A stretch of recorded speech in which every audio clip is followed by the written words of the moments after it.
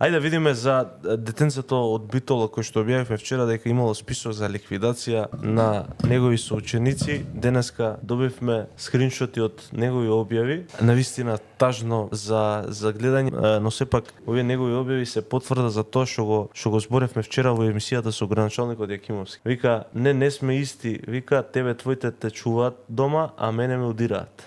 Не сме исти, ти едва чекаш да си одиш дома, а јас најубаво се осеќам кога не сум дома.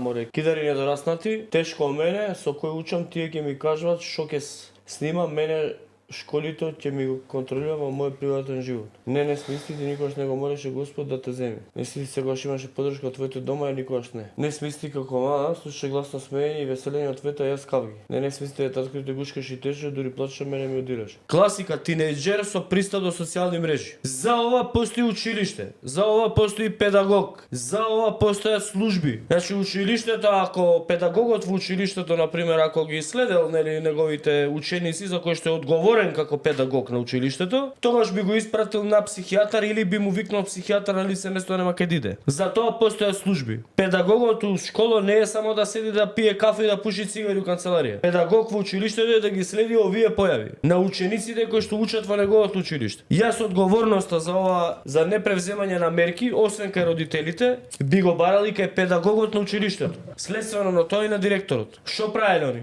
Солитаре, цигарите и кафињата? Значи, за тоа слушаат педагозите. Ако има вакви работи, педагогот е должен, на пример, да се јави да ги контактира родителите, да праша дали има некаков проблем, да ги предупреди и да разговара со ученикот. Мислам, нема служби, не работат, дремат.